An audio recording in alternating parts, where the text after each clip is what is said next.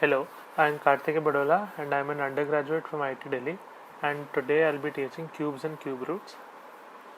तो हम पहले इंट्रोडक्शन पे आते हैं कि क्यूब्स एक्चुअली होते क्या हैं. ठीक है, तो हमें पता है कि हम किसी भी नंबर को हम उसकी पावर से किसी एक नंबर के पावर से रेज कर सकते हैं. ठीक है, तो a to the power b का मतलब क्या है कि मैं a को खुद से मल्टीप्लाई कर रहा हूँ और ऐसा b टाइम्स कर रहा हूँ. ठीक है, तो जैसे अगर मान लो a स्क्वायर्ड है तो a स्क्वायर्ड का मतलब होता है a टू द पावर 2. तो a टू द पावर का 1 का मतलब होता है a अकेला. a टू द पावर 2 का मतलब होता है a टाइम्स a. ऐसे दो a's हैं. ठीक है, तभी पावर 2 है. a टू द पावर 3 का मतलब होगा a टाइम्स a. तो हम जो a टू द पावर 3 होते हैं हम उसको स्पेशल नाम देते हैं, क्यूब्स बोलते हैं हमसे. जैसे हम a टू द पावर 2 को स्पेशल नाम देते हैं स्क्वायर बोलने का, वैसे हम a टू द पावर 3 को स्पेशल नाम देते हैं क्यूब्स. ठीक है, तो एग्जांपल लेते हैं. जैसे 5 है तो 5 को अगर मैं 5 से मल्टीप्लाई करूँ तो मेरे पास 25 आएगा. तो 25 क्या है, 5 का स्क्वायर है. और अगर मैं 25 को फिर से 5 से मल्टीप्लाई करूँ तो मैंने ऐसे मतलब 3 5s को एक दूसरे से मल्टीप्लाई कर दिया है ना. 5 इंटू 5 हो गया. तो जब तुम करके देखोगे तो तुम्हें रियलाइज़ होगा कि वो 125 है. तो हम बोल सकते हैं कि 5 क्यूब इज़ 125. ठीक है, बहुत सिंपल चीज़ है. तो नेक्स्ट पहले स्टार्ट करते हैं. तो जब चैप्टर स्टार्ट होता है तो उसमें हार्डी रामानुजन नंबर के बारे में एक स्टोरी है. तो वो हम इसमें बात करते हैं इसमें हिस्टोरिक कॉन्टेक्स्ट देने के लिए कि क्यूब्स वगैरह इम्पोर्टेंट मतलब कब इम्पोर्टेंट क्यों हैं और उनके स्पेशल नाम क्यों दिए. ठीक है, तो हार्डी रामानुजन एक सेट ऑफ नंबर्स होते हैं, ऐसे नंबर्स जिनको मैं सम ऑफ 2 क्यूब्स के फॉर्म में लिख सकता हूँ इन मल्टीपल वेज.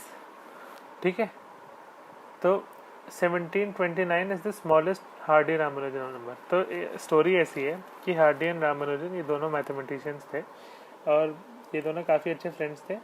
तो एक बार ट्रैवल करते हुए उन्हें टैक्सी के पीछे नंबर दिखा 1729.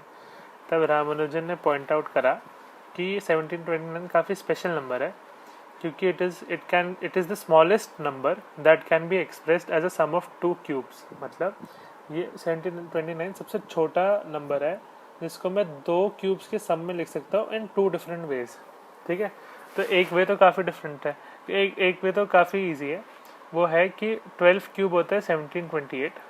तो 12 को मतलब ऐसे 3 12 को एक दूसरे से मल्टीप्लाई कर लो. 12 टाइम्स 12 इज 144 टाइम्स 12 इज 1728. ठीक है, और 1728 प्लस 1 सबसे इजी है. 1 का क्यूब है. क्यों है, क्योंकि 1 को मैं 3 बार एक अपने आप से मल्टीप्लाई करूँगा तो 1 आएगा. ठीक है, तो हम 1729 को लिख सकते हैं 1728 प्लस 1. दूसरा जो एग्जाम्पल है वो है 1000 प्लस 729.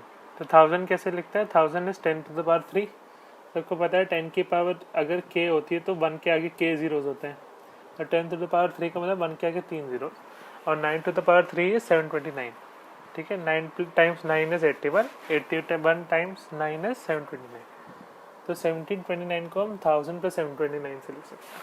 ठीक है, तो दो तरीके हैं. तो रामानुजन ने बताया कि काफ़ी स्पेशल नंबर है और ये एक्चुअली सबसे छोटा नंबर है जिसको हम एक से ज़्यादा तरीके से सम ऑफ 2 क्यूब्स के फॉर्म में रख सकते हैं. ठीक है,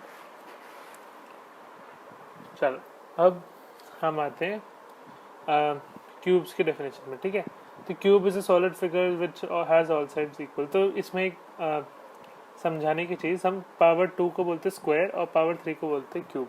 क्यों, क्योंकि जैसे जो पावर 2 होती है तो क्यूब एक स्क्वायर में सिर्फ 2 डायमेंशंस होती हैं, है ना.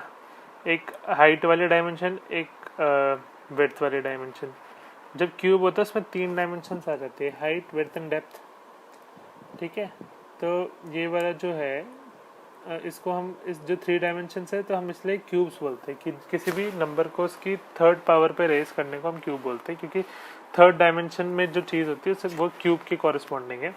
और जब 2 की पावर से रेज करते हैं तो हम उसे स्क्वायर बोलते हैं. ठीक है, तो ये नाम है. परफेक्ट क्यूब्स ये होंगे जैसे परफेक्ट स्क्वायर्स होते हैं.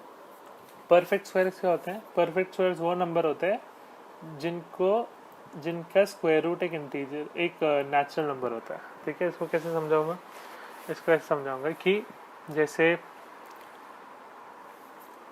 किसी भी नंबर का मैं स्क्वायर रूट ले सकता हूँ, है ना। अगर एक नंबर को मैं दो नेचुरल नंबर्स के मतलब एक नेचुरल नंबर के स्क्वायर के फॉर्म में लिख सकता हूँ तो परफेक्ट क्यूब हो गया। ठीक है, अब एग्जांपल देखते हैं कौन कौन से हो गया। वन परफेक्ट स्क्वायर, सॉरी मैं परफेक्ट स्क्वायर की बात करता हूँ। वन परफेक्ट स्क्वायर है, हाँ है। क्यों? क्योंकि मेरे पास एक नंबर है जिसको मैं खुद से मल्टीप्लाई करूँ तो मुझे वन देगा। ऐसा कौन सा नंबर है? वन। ठीक है, फिर टू है, टू नहीं है। थ्री है, थ्री भी नहीं है। फोर है, हाँ फोर है। क्यों है? क्योंकि two times two is four. ठीक है, ऐसे सिमिलरली 1, 4, 9, 16, 25 ये सारे परफेक्ट स्क्वायर्स हैं। सिमिलरली परफेक्ट क्यूब्स क्या होंगे? परफेक्ट क्यूब्स वो नंबर है जिनको मैं बना सकता हूँ कोई मतलब एक नेचुरल नंबर को खुद से ही मल्टीप्लाई करके, ऐसे 3 बार मल्टीप्लाई करके। ठीक है, तो एग्जांपल्स क्या है? 1, 8, 64 ऐसे एंड सो ऑन। ठीक है, 1, 8, 27, 64, 125 ये सारी परफेक्ट क्यूब्स है। कैसे? 1 तो पक्का पता ही है परफेक्ट क्यूब, इसलिए क्योंकि 1 को मैं तीन वंस को मैं आपस में मल्टीप्लाई करूँ तो मुझे आंसर 1 मिलेगा। 8 क्यों है? 2 इंटू 2 इंटू 2 इज 8। फिर 27 क्यों है? 3 इंटू 3 इंटू 3 इज 27। 64 क्यों है? 4 into 4 into 4 is 64 and so on. ठीक है, तो ये इसमें थोड़ा एरर आ गया। 5 क्यूब में लिखना चाहता था, इसमें गलती से वो इसमें प्रिंट नहीं हुआ। तो 5 cube is 5 into 5 into 5 is 125। Therefore 125 is a perfect cube. Perfect cube को हम क्यूब नंबर से बोलते हैं। Is 9 a cube number? No, because 9 is 3 into 3। ऐसे 9 मतलब मैं आपको ट्रिक बताऊंगा परफेक्ट क्यूब वगैरह कैसे ढूंढते हैं उनको। ठीक है, अब ये आते हैं। फिर 2 इंटू 2 इंटू 2 इज 8। ठीक है, it is also perfect cube. 3 into 3 into 3 is 27। It is also perfect cube. फिर क्यूब्स ऑफ अच्छा है, इसमें ये इंटरेस्टिंग पैटर्न है कि इवन नंबर के जो क्यूब्स होंगे वो इवन होंगे और ऑड नंबर के जो क्यूब्स होंगे वो हमेशा ऑड होंगे। ठीक है, ये तुम प्रूव भी कैसे कर सकते हो? प्रूव भी कर सकते हो, पता है? तो इसको प्रूव करने के लिए तुम ऐसे लिख सकते हो कि कोई भी इवन नंबर मैं 2n के फॉर्म में लिख सकता हूँ, where n is a natural number. ठीक है, तो n can take values 1, 2 and so on. तो 2n को जब मैं क्यूब करूंगा तो मुझे मिलेगा 8n क्यूब।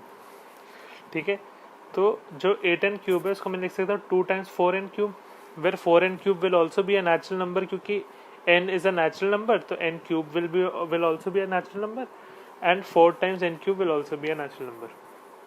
ठीक है, तो 2 टाइम्स 4n क्यूब आ गया मेरा आंसर। ठीक है, तो 2 times a natural number is always a even number. ठीक है, तो इससे ये छोटा सा प्रूफ है कि cubes of even numbers are always even. ठीक है, बहुत ही इजी है। ऐसे ही ऑड नंबर के लिए कर सकते हैं। कैसे कर सकते हैं?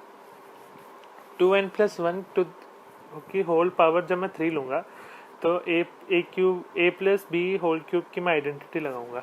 ठीक है, तो मेरे पास क्या आएगा? मेरे पास आएगा 8n क्यूब, फिर मेरे पास आएगा 6n, फिर मेरे पास आएगा कितना? 12n square plus 1। ठीक है, अब जो पहले तीनों टर्म्स थी उनमें से मैं अगर 2 कॉमन ले लूँ तो वही 2 टाइम्स एक वो बन जाएगा नेचुरल नंबर प्लस 1। तो 2 times natural number plus 1 is always odd. ठीक है, तो ये छोटे से प्रूव्स है, एक बिल्कुल मैं बस ऐसे ही समझाने के लिए बता रहा हूँ कि तुम इनको प्रूव भी कर सकते हो। ठीक है, तो यहाँ पे देखो एग्जाम्पल है 11 का क्यूब इज 1331। ठीक है, तो इनके कॉरेस्पॉन्डिंग देख लो कि सारे ऑड नंबर्स के क्यूब हमेशा वो होते हैं ऑड और सारे इवन नंबर के क्यूब हमेशा इवन होते हैं। एक और इंटरेस्टिंग पैटर्न ये है कि sum of odd consecutive numbers is cube, ऐसा मतलब क्यूब बन जाता है सबके। ठीक है, ये तुम आगे जाके सीखोगे। सीक्वेंस एंड सीरीज करके एक चैप्टर होगा, उसमें तुम अपनी हायर क्लासेस में तुम ये प्रूव भी कर पाओगे। या फिर एक चैप्टर होगा इंडक्शन करके, प्रिंसिपल ऑफ मैथमेटिकल इंडक्शन, इसमें तुम ये प्रूव करना सीखोगे। काफ़ी इंटरेस्टिंग पैटर्न है। ठीक है। फिर cubes and its prime factors, ठीक है। तो जब भी मैं किसी एक नंबर का क्यूब लूँगा तो जितने भी उसके प्राइम फैक्टर्स आने चाहिए वो 3 के मल्टीपल्स में आने चाहिए, ठीक है। जैसे 64 है, इसके मैंने प्राइम फैक्टर लिखे तो 2 6 बार आया, ठीक है। तो 2 3 टाइम्स 2 बार आया, ठीक है। तो हमेशा 3 के मल्टीपल में प्राइम फैक्टर्स आने चाहिए। अब इसी से हम परफेक्ट क्यूब के बारे में बता सकते हैं, ठीक है। तो जैसे अगर मेरे पास कोई नंबर दे रखा है, मैं उसके प्राइम फैक्टर्स लिखूंगा और जो सेम प्राइम फैक्टर्स हैं उनको ग्रुप कर लूँगा एक साथ। तो जैसे मान लो 2 आ रहा है मेरे पास 6 बारी, तो मैं लिख दूंगा 2 आ रहा है मेरे पास 6 बारी। फिर 3 आ रहा है मेरे पास 3 बारी, तो मैं इसको भी नोट कर लूँगा।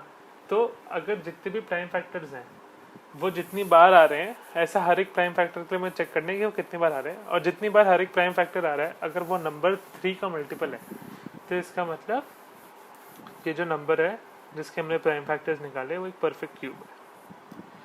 जैसे 216 इज अ परफेक्ट क्यूब, इसको हमने प्राइम फैक्टर करा तो 2 3 बार आया और 3 बार आया। तो ये दोनों जो 2 है वो 3 बार आया, तो 3 के मल्टीपल बार आया, तो ठीक है। 3 बार आया, 3 के मल्टीपल बार आया, तो इसका मतलब सारे प्राइम फैक्टर्स जो हैं वो 3 के मल्टीपल बार ही आए हैं, ठीक है। तो 216 is a perfect square. Is 500 a perfect cube? Sorry, perfect cube. Is 500 a perfect cube? No. क्यों? क्योंकि इट्स 4 टाइम्स 5 इंटू 5 इंटू 5, ठीक है। तो 4 इज 2 टाइम्स 2। अब देखो, अब यहाँ पे तो 2 से 2 बार आया ना, और 3 के मल्टीपल 2 इज नॉट 3 का मल्टीपल, ठीक है। तो it is not a perfect cube. तो मैं इसमें क्या मल्टीप्लाई करूँगा परफेक्ट क्यूब बनाने के लिए? मैं इसमें डायरेक्टली 2 अगर मल्टीप्लाई कर दूँ 1000 तो वो परफेक्ट क्यूब हो जाएगा। हमें पता भी है 1000 इज अ परफेक्ट मतलब क्यूब ऑफ 10, ठीक है। Smallest multiple of a number that is a perfect cube, ये मैंने जो पिछले एग्जाम्पल में बताया बिल्कुल वैसे ही करना है। अगर मेरे पास एक नंबर दे रखा है, जैसे ये क्वेश्चन है, मेरे पास length breadth and height of a cuboid दे रखी है, तो मुझे वॉल्यूम पता है कितना हो जाएगा, 15 इंटू 30 इंटू 15, ठीक है। अब मैं इस नंबर के प्राइम फैक्टर्स निकालूंगा और उन प्राइम फैक्टर्स को मैंने ग्रुप कर लिया, ठीक है। तो आगे 2 into 3 into 3 into 3 into 5 into 5 into 5, ठीक है। तो मैं देख रहा हूँ 3 3 बार आया, 5 5 बार आया, बट 2 सिर्फ एक ही बार आया, ठीक है। बट 2 आना चाहिए एटलीस्ट 3 बार, या 6 बार आ सकता है, या 9 बार आ सकता है, मतलब 3 के मल्टीपल टाइम्स आना चाहिए एक परफेक्ट क्यूब बनने की। तो मैं सबसे कम क्या मल्टीप्लाई करूँ ताकि परफेक्ट क्यूब बन जाए? जो 2 है, अगर मैं उसको 3 बार ले आऊँ तो वो परफेक्ट क्यूब बन जाएगा, ठीक है। तो मैं इस पर 2 इंटू 2 मल्टीप्लाई कर दूंगा, तो 4 को अगर मैं इससे मल्टीप्लाई करूँ तो मेरे पास परफेक्ट क्यूब बन जाएगा। तो ये क्वेश्चन ये था कि ऐसे कितने क्यूबॉइड्स चाहिए परफेक्ट क्यूब बनाने के लिए। तो मैं ऐसे 4 क्यूबॉइड्स लूँगा, उन सबका वॉल्यूम में ये प्लास्टिसीन से बना है, तो सबको कंबाइन करके वॉल्यूम कंबाइन करके मैं परफेक्ट क्यूब बना सकता हूँ। इस 392 का परफेक्ट क्यूब, इसका 392 के फैक्टर्स देखो, 2 इंटू 2 इंटू 7 इंटू 7, मतलब 2 3 बार और 7 इंटू 7, ठीक है। अब जो प्राइम फैक्टर 7 है वो 3 बार नहीं आया, मतलब 2 बार आया सर, ठीक है। तो मैं चाहता हूँ कि 3 के मल्टीपल टाइम्स है, तो जैसे मैं चाहता हूँ कि 3 बार आए, या फिर 6 बार आए, या फिर 9 बार आए।